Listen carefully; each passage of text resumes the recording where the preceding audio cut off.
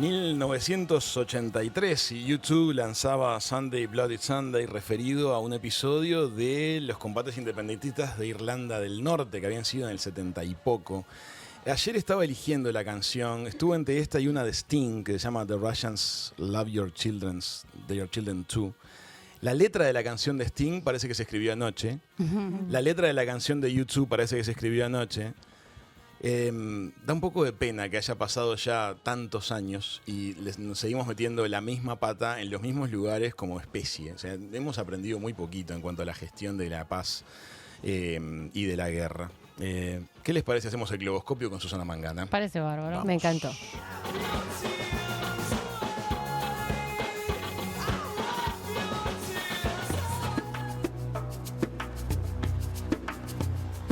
El globoscopio.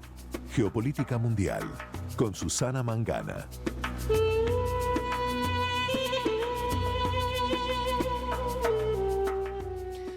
Susana, muy pero muy bienvenida. ¿Cómo estás? ¿Qué tal? ¿Cómo estás, Raúl? ¿Cómo estáis, chicas? Isabel, Chiqui, Manu, Manuela, ¿cómo andáis? Bien, hola bien. Susana. Feliz de Bienvenida. escucharte. Como siempre, el sultán y rodeado por el harén de las chicas, ¿no? Vamos a ver ahí. Estás Algo así. estás metiendo ese apodo de a poquito. Me encanta, me Ay, encanta. sí. El otro día me enteré, me contó Isa, no, Cris. Isa está ¿Por qué acá. le digo? ¿Sabes? Sí, Sí, pero por a el Isa lugar. le digo a Cris por la madre, porque pues a la madre me las confundo. Me dijo, me causó mucha gracia, estuviste muy bien, Susana. Estamos intentando bueno. romper el sultanato, pero no hay caso. Exactamente. Sultan of Swing. No. Hoy vais a tener que vosotras llevar también el protagonismo porque en este tema que vamos a hablar hoy justamente hay un rol muy activo de las mujeres, como seguramente ya habréis notado o habréis leído en prensa, pero bueno, a mí me ha tocado verlo muy de cerca y os puedo asegurar que las mujeres, en este caso me refiero a las ucranianas, pues sí tienen un rol de liderazgo en sus comunidades y fuera en el exilio también. Buenísimo. Susana, ¿de qué querés que charlemos hoy? Contanos, porque la verdad que el panorama estos últimos 3 días se activó por todos los frentes. A ver, siempre digo lo mismo, ¿no? Hay tantos temas que es con qué, o sea, siempre es una lección, ¿no? ¿De qué no vamos a hablar hoy? Exacto. Bueno, a mí me parecía que hay un tema que lo tenemos más anunciado, si se quiere, más preparado y que yo también lo he subido a mis redes, que es hablar del desgaste, ¿no? De la fatiga, que si se quiere, ahora se acusa una fatiga también a nivel de financiación por parte de países occidentales. Me refiero a la Unión Europea, me refiero a Canadá, a Estados Unidos, pero desgranar un poquito por qué parece que ahora ya Zelensky no es recibido de la misma manera por la Cámara de Representantes en Estados Unidos, por ejemplo, que creo que evidentemente de ahí luego surge también de la manera en que se ha tratado en Estados Unidos, va a ser tratado en otras cancillerías, en otros países occidentales que siguen de alguna forma, no digo las órdenes, pero sí están dirigidos, se dejan influir por la batuta de Biden y de Estados Unidos en esto que hemos denominado la guerra entre Ucrania y Rusia. Creo que de eso tenemos que hablar sí o sí, pero no podemos también dejar de mencionar dos noticias, una en clave muy negativa y muy de incertidumbre y otra mucho más auspiciosa. Vamos a ir con la feliz porque de alguna manera la podremos trabajar más adelante. Anoche se gritaba a los cuatro vientos, anoche me refiero de aquí, hora española, y bueno, Correcto, temprano sí. en la tarde de Uruguay, se trabajaba y se conocía una noticia que hace meses, ya hace ya yo diría un par de años, 3 por lo menos, que venimos conociendo, que es ese anuncio, esa declaración por parte de representantes tanto de Arabia Saudí como de Israel de que podría vislumbrarse un acuerdo para firmar, sellar la paz y lo que llaman ellos iniciar el periodo de normalización de las relaciones bilaterales. Esto no es algo nuevo, no es algo menor tampoco, no es nuevo porque hay otros países vecinos y hermanos de Arabia Saudí como Emiratos Árabes Unidos, como por ejemplo Bahrein o por ejemplo también Marruecos y Sudán, que ya han firmado en las postrimerías del gobierno de Trump, muy presionados, muy alentados también por la administración de Trump, que todo hay que decirlo, nos gustará más o menos el señor, pero debemos decir que como buen negociante y negociador, ambas cosas son dos adjetivos diferentes, ¿verdad? Pero como buen negociador y eficaz en ese sentido de concretar proyectos, pues quería terminar su mandato con algún atisbo de logro en Oriente Medio, ya que el acuerdo del siglo no lo fue, pero sí logró que estos países se avinieran a firmar esa normalización de relaciones con Israel. El hecho de que Arabia Saudí no lo anunciara en ese momento, pues evidentemente era imposible todavía, porque Arabia Saudí se ha constituido en el capitán de ese buque llamado Mundo Suní. Entonces no podía anunciar eso en aquel momento sin tener un coste en imagen y en política exterior frente a otros países musulmanes. Pero lo dejo aquí picando, lo trabajaremos en otro globoscopio, en otra oportunidad, salvo que las compañeras tengan preguntas, que seguro que las hay. Pero si Arabia Saudí finalmente empieza a normalizar esas relaciones, que ya se venían dando reuniones bilaterales entre bambalinas, etcétera, más o menos secretas, pero si realmente Arabia Saudí e Israel se avienen a firmar la paz, va a haber muy poca excusa para que otros países musulmanes no le sigan en ese sentido. Llámese Turquía, llámese otros países que todavía no han abierto, por ejemplo, una misión diplomática, una embajada en Tel Aviv o en Jerusalén, porque ya sabemos que hay diferencia y también diferentes opiniones, ¿sí? Pero sería un hecho muy positivo para ambas naciones. Obviamente, firmar la paz siempre es mejor que firmar una declaración de guerra, lógicamente, y también a raíz de esa normalización de relaciones, previsiblemente se podría trabajar de manera diferente el conflicto palestino-israelí, que sigue siendo una losa, una piedra que pesa mucho en la geopolítica de Oriente Medio. ¿Quedó medianamente claro lo que estoy esbozando como idea? Creo que sí, y creo que vamos a ir sobre eso sin lugar a dudas. Perfecto. Es un temazo, sí, absolutamente. Sí, y ojalá salga bien, importante. y ojalá crezca, y ojalá esa semillita de paz se contagie. Germine, ¿no? Sí. Claro.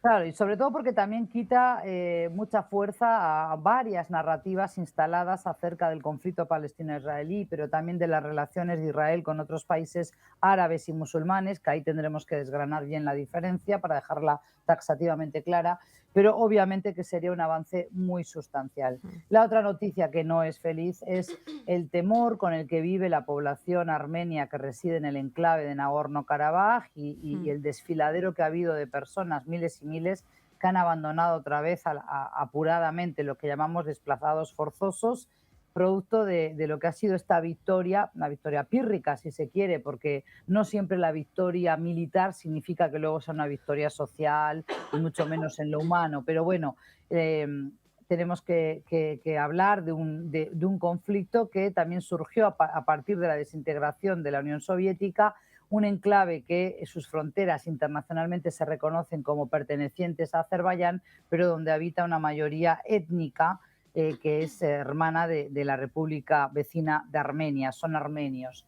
Entonces son cristianos. De esto también podríamos hablar en otro momento. La comunidad y la colectividad armenia en Uruguay seguro que está siguiendo con preocupación este hecho y esta noticia, porque ha habido varias guerras, varios enfrentamientos bélicos. El último fue entre octubre y noviembre del 2020, pero la semana pasada también hubo una incursión expresa, así una incursión de un solo día, una sola noche, pero hubo bajas, ¿verdad?, en la población armenia de Nagorno-Karabaj, y la población está recelosa, está con mucho temor a que haya represalias de las autoridades y del ejército azerí, o sea, de Azerbaiyán, y por eso es que han emprendido esa huida hacia Armenia, donde los esperarán familiares o las autoridades armenias. Lo que a mí me da pena y lamento mucho es que la comunidad internacional, como tú decías, no parece estar lo suficientemente atenta a estos hechos, a estos episodios que se repiten una y otra vez, y vemos ahí el desfile, ¿no?, de personas que se tienen que marchar con lo opuesto, dejando sus hogares, dejando todo atrás, porque imagínense que muchos saben que no van a volver, porque esa república de Artsaj, como se le llama en armenio a Nagorno-Karabaj, pues con todo lo que está ocurriendo ahora parecería que va a desaparecer con ese nombre, no el enclave, pero sí esa idea de que sería una república independiente, que es lo que venían solicitando hace Susana, tiempo. una pregunta muy básica. O sea, cuando la gente se va de esos que se escapa, supongo que se van porque no les queda otra que irse. ¿Qué pasa con sus pertenencias, con sus casas? O sea, la gente que toma ese territorio se las queda. O sea, y se empiezan a acomodar ellos.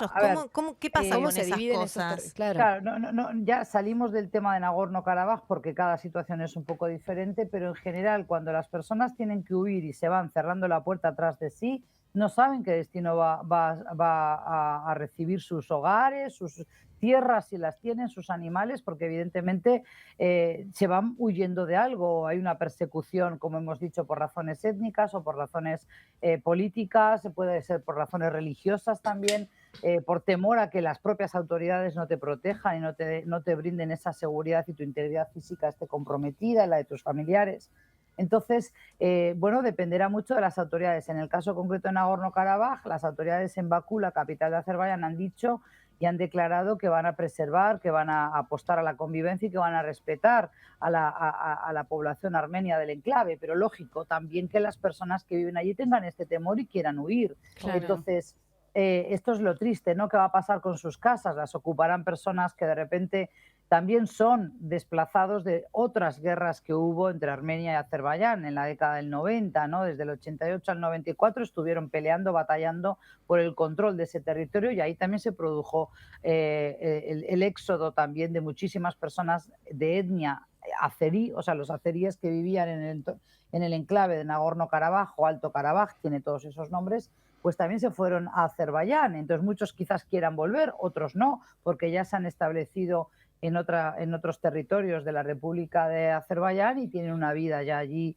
trabajada, vivida, sus hijos ya crecieron, van a la universidad o están trabajando. Entonces, bueno, ya hace mucho tiempo de esto, ¿no? Porque ya se arrastra hace muchas décadas este conflicto. Pero esto es válido también para las personas que se van de Guatemala, de El Salvador, que se van en África, ¿no? Siempre que hay un desplazamiento forzoso, quiere decir que hay una situación de angustia, una situación de incertidumbre para el que se va y sobre todo de pérdida de todas sus raíces, de pérdida, o sea, de todo lo que lo ataba a esa tierra. Y eso es un duelo muy grande. Es un duelo similar a la muerte de un padre, de un esposo, de una esposa, de un hijo.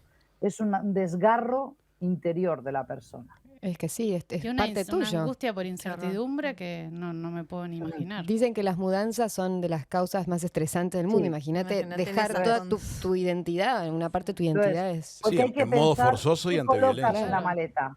Hay muchas lecturas sobre esto, ¿no, Raúl? Pero hay un título que siempre me impactó, que es ¿cuánto cabe? ¿Qué te llevas en 23 kilos? Ay, sí. Porque es lo que pesa una maleta. ¿Qué dejas y qué te llevas? Eso lo acabo de vivir con mis hijas, que evidentemente han viajado de manera privilegiada, pero siempre esa angustia de decir me voy, cierro la puerta y dejo lo que era mío, eso se vive, claro, y también depende de las edades, de la madurez de la persona o de la situación de cada cual, se vive de manera más alegre o menos alegre, pero que es un drama, claro que sí, cuesta despegarse de lo que uno tiene y de lo que uno ha ido construyendo en la vida, ¿no? Amigos, tus sábanas, tus peluches, si eres un niño. Yo he tenido que viajar ahora con guitarras eléctricas, amplificadores, peluches, con todo lo que me cabía y lo que no me cabía también, ropa doble, o sea, para poder traerme lo mío, lo de mis hijas, pero han quedado muchas cosas en el camino. Y eso soy yo que viajo por gusto, como quien dice, porque lo decidí yo y mi familia. Pero los que tienen que marcharse con lo opuesto y tienen que dejar todo atrás porque no les queda otra, es un trauma y muchas veces no se sale bien parado de dicho trauma. Sin lugar a dudas, Susana. Sin lugar a dudas. Uno se imagina ante eso que decís tú 1000 situaciones, ¿no? Un niño que está enfermo, una mascota que esté viejita. Son 1000 situaciones que uno, la verdad que desbordan la emoción. Yo he visto a refugiados llevarse sus mascotas. He viajado con refugiados trayendo mascotas. El autobús que yo os decía que vino conmigo, yo vine en el autobús con las personas a bordo, viajaban con sus mascotas, sus gatos, sus perros. Yo me hacía cruces y decía, Dios mío, el viaje que me van a dar estos animalitos. Yo no sé qué les dijeron o en qué idioma les hablaron, además del ucraniano, es que no ladraban los perros, ni maullaban los gatos. No sé, o sea, es como que hasta el propio animal se daba cuenta de que era una situación especial y no hicieron nada, por lo menos no me llamó la atención de que hicieran sus necesidades a bordo. Pues pero seguramente es también algo a sintieron destacar. el miedo. Claro, es algo a destacar. Las personas no dejaron atrás sus mascotas, se fueron con ellas, no las abandonaron. Susana, vamos a volver sobre este tema, seguramente la semana que viene. Te propongo que entremos a lo relativo a estas cuestiones que se están notando de desgaste en la opinión pública y en varios de los gobiernos a la hora de seguir con la canilla financiera abierta para apuntalar el esfuerzo bélico de Ucrania, ¿no? Sí, bueno, esto surge, lo habíamos comentado contigo a raíz de la última visita de Zelensky tanto a Estados Unidos, al Capitolio y sus reuniones allí con congresistas, como también con el presidente Biden, y por supuesto después a renglón seguido la visita que hizo a Trudeau en Canadá para firmar un acuerdo de libre comercio por el que va a recibir obviamente otro balón de oxígeno en cuanto a dinero, pero tiene que ver también con el hartazgo que hemos visto que hay a nivel de Unión Europea, pero sobre todo de países como Polonia, que bueno, se ha visto repercutido. Si bien es uno de los países que más ha ayudado en esta grave situación que vive Ucrania, no esta guerra que está padeciendo, porque recibió ese flujo constante de unos 14 millones de refugiados ucranianos. Hoy quedan muchos menos porque algunos han ido a otros países, Moldavia, o han ido a Hungría, o se han ido, por ejemplo, a Europa, ¿no? A distintos países europeos, pero otros han decidido regresar a Ucrania. Pero recordemos que, claro, hay un impacto de lo que es también el comercio de los cereales que exportaba y exporta, y de lo que vive el comercio exterior, sobre todo de Ucrania, que comerciaba sobre todo cereales como trigo, como maíz, que como no los podía sacar por sus puertos, por ejemplo el puerto de Odesa, sumamente castigado y asediado por los bombardeos también, y las tropas rusas, y la Armada, pues ha tenido que sacarlo, claro, ha tenido que sacarlo por tierra. Entonces, esos cereales compiten, lo primero que han hecho es colapsar los silos, el almacenaje en países como Polonia o Eslovenia, por ejemplo, pero también compiten porque bajan el precio de los propios productos locales, de los cereales, de los productores polacos. Y claro, esto ya repercute en la economía de los ciudadanos polacos, que le piden a su gobierno que también vele por sus intereses. Entonces, claro, a declaraciones de Polonia de que, bueno, también porque se acercan las elecciones polacas, ¿no? Pero que ya no van a financiar más con envío de armamento sofisticado a Ucrania, entonces Zelensky patalea y dice, bueno, pero esto hay que llevarlo, es una denuncia que voy a hacer ante la Organización Mundial del Comercio. Pero claro, esto lo que demuestra es que los países no ven que se termine la guerra, y eso también lo digo yo. Me gustaría que hubiera más diálogos, más insistencia en hablar de paz y de fórmulas para alcanzar la paz, y no tanto de quién va a seguir armando a Ucrania, cuánto dinero más tenemos que llevar. Porque esto es lo que dijo uno o varios senadores republicanos que le reprochaban a Zelensky. Primero, no saber qué estrategia militar va a seguir para alcanzar una victoria que se ve muy lejana. Por otro lado, le acusan de seguir siendo un régimen y un gobierno muy poco transparente, y por tanto de financiar y de todavía sostener y alentar altos niveles de corrupción, ¿verdad? Entonces, todo eso se le echa en cara a Zelensky, y la falta de haber rendido cuentas. Es decir, Zelensky no ha contado claramente en qué ha invertido el dinero que se le dio para financiar esta maquinaria bélica. Las cifras son escandalosas. Las cifras son asombrosas. Y no ha dicho en qué gastó todo eso. Los Estados Unidos, 46 billones. Billones, sí. Claro.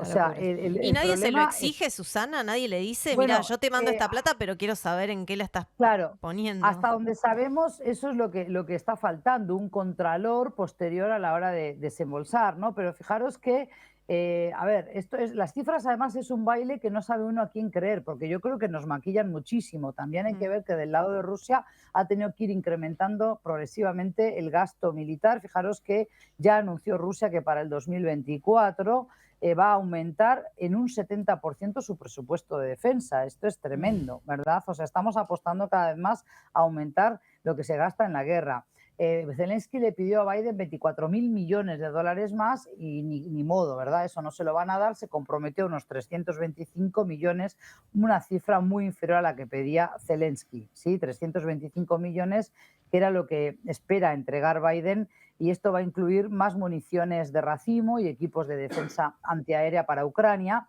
Pero ahí vemos que hay un partido republicano que está muy dividido entre los conservadores más tradicionales, que son todavía más abiertos a escuchar y a seguir apoyando a Zelensky, y los halcones republicanos, que entienden que hay que apostar a ese lema de Estados Unidos primero, y si para ello tenemos que aliarnos con un tirano como Putin, pues vamos arriba, que es tarde, como hizo el propio Trump. No puedo dejar de mencionar que acabamos de decir que como que las expectativas no fueron colmadas y se aceptó entregarle 325 millones de dólares. Sí. Y la Cruz Roja en la catástrofe de Marruecos de hace 10 días, pedía 100 millones y no por favor.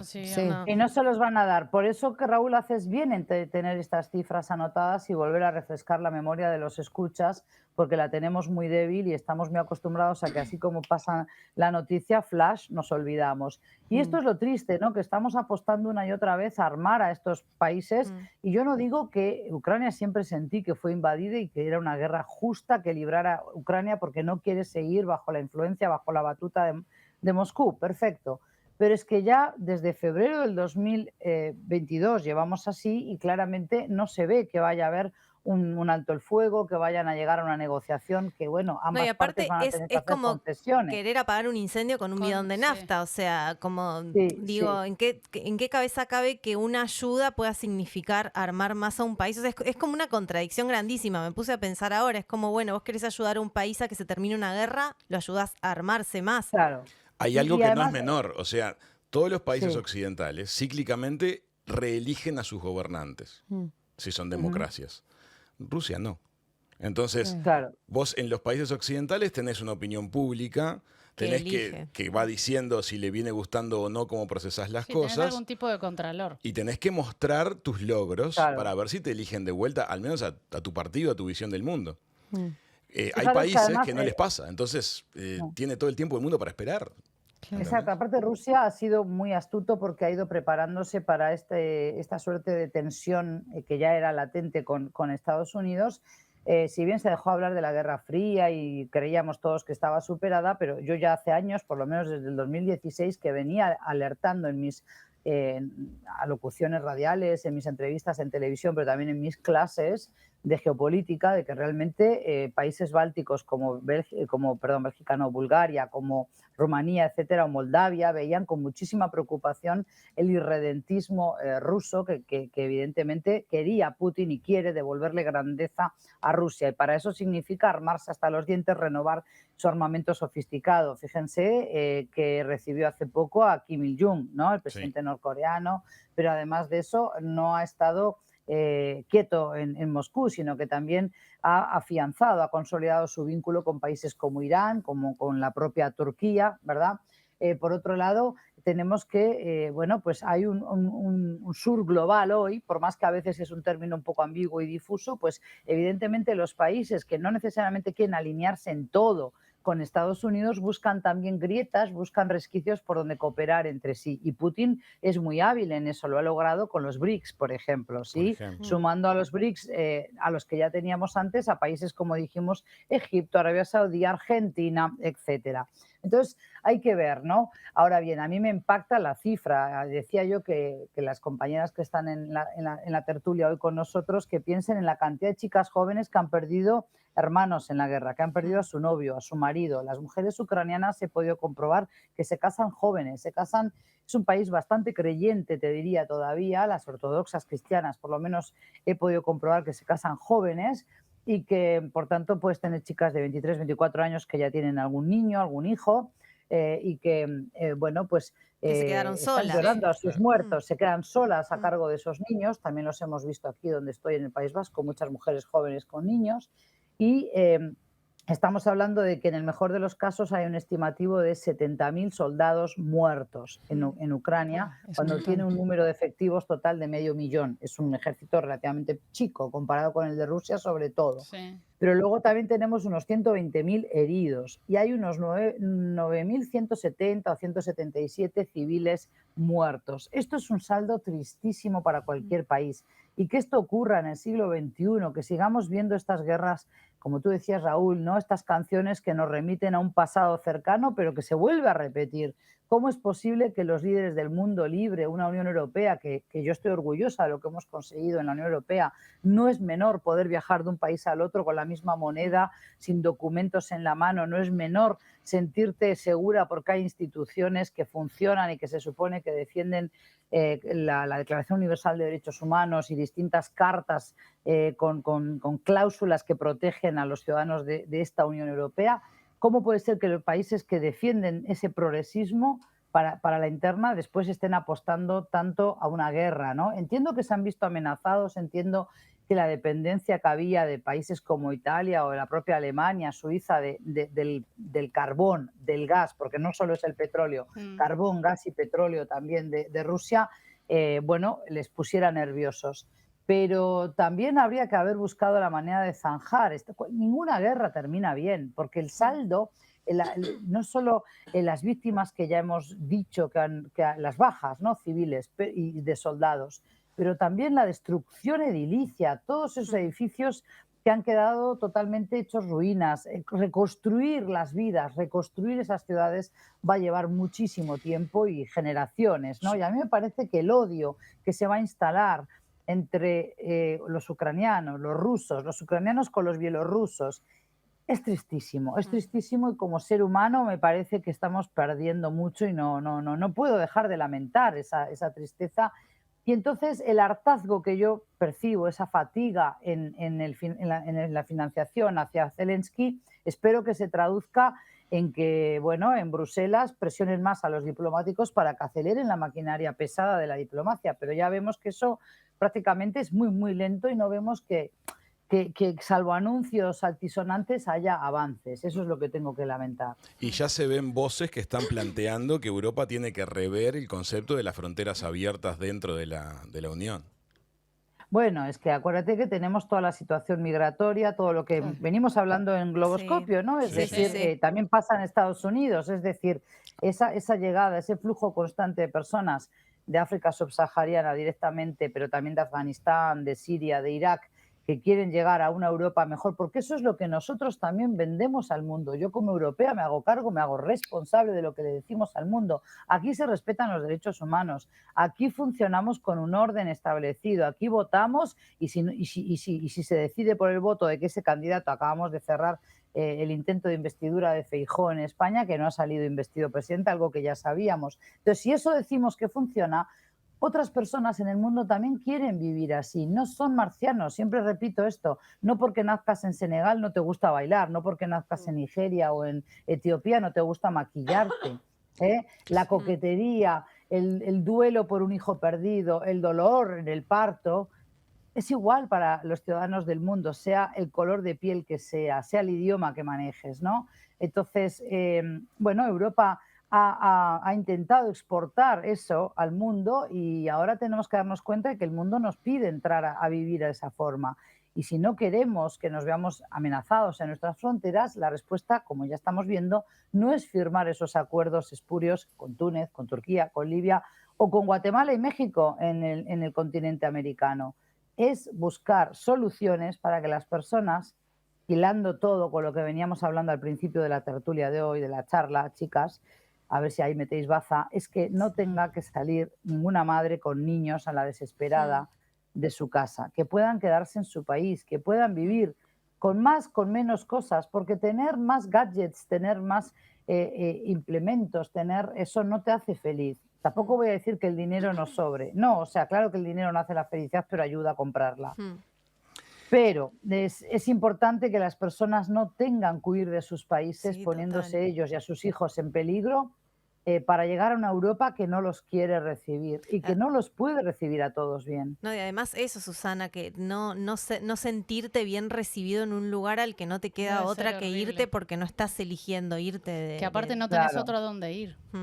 Sí, es como un cuento detrás de otro o un trauma detrás de otro, porque primero está, viste, llegar a lo que en algún momento, viste, llegar a la América, llegar a las Europas, llegar a la Tierra Prometida, y después está la lucha de llegar a la Tierra Prometida y zafé de todo el lío y no es la tierra prometida. Y acá no me quieren. Acá no me quieren. No me quieren, no es lo que me dijeron porque no es llegar y ya tengo acceso a todo lo que el país puede brindar.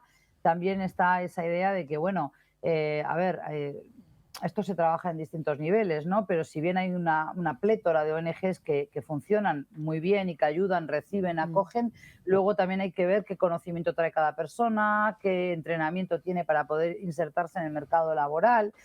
También lleva un tiempo grande trabajar lo cultural, ¿no? Personas que de repente en su país no podían trabajar o no tenían acceso a un trabajo digno, digamos, y que aquí podrían trabajar, pero no saben cómo hacerlo porque no se plantean. Por ejemplo, personas que tengan 4 o 5 hijos y son madres solas con esos niños.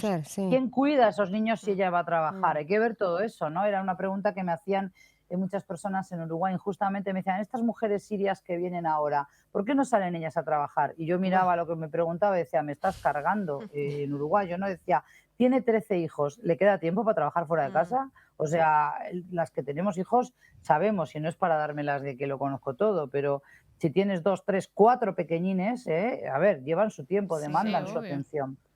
Susana, se nos voló el tiempo, como siempre, en el Globoscopio. Te queremos agradecer muchísimo el contacto. Por favor. Y sin duda quedan muchos hilos tendidos para seguir la semana que viene. Siempre la mirada tuya que va más allá de la noticia y del dato y de la cifra y nos pone sobre la mesa las cuestiones humanas, ¿no? Que son en las que hace bien pensar. Y Raúl, sobre todo esto de que hay que alejarse del esquema. Pero ¿quién tiene la culpa? No, pero es que Rusia se sintió, porque en Uruguay, en Latinoamérica se tiende a ver en algunos países como que, bueno, Rusia en realidad tuvo que hacer esta agresión porque tenía que defenderse del avance hacia el este de la OTAN, de la Unión Europea. Aquí no estoy intentando buscar quién tiró la primera piedra ni quién es más culpable que quién. Aquí lo que hay que buscar es que cada vez podamos acercarnos más a una negociación que será dolorosa, que ambas partes tienen que bajarse de esa posición de máximos. Ni Ucrania quizás pueda retener todo el territorio de Ucrania y volver a recuperar Crimea, por ejemplo, ni Putin va a poder seguir haciendo en Ucrania lo que se le dé la gana, como si fuera su patio trasero. No, es un país independiente y soberano, tienes que respetarlo como tal. Ahora bien, lo importante es que no siga muriendo gente y sobre todo gente joven, que su vida queda truncada. Los chicos que han seguido estudios como pudieron a través de plataformas digitales, pero otros que han tenido que ir a la guerra, otros que han tenido que ir a trabajar para sostener la casa, el hogar. Entonces, bueno, pues todo eso es muy triste y entre todos tenemos que obligar a los que nos representan en esos foros multilaterales a que hablen más de estos temas, que no se pasen de puntillas. Sí. Susana, muchísimas gracias. Gracias, Susana. Gracias a vosotros, chicos y chicas. Chao, chao. Nos vemos. Cariños. Amigas, amigos, reflexiones realmente muy, muy significativas con el Globoscopio, con Susana Mangana. Ya seguimos con más de Hijos de Punta.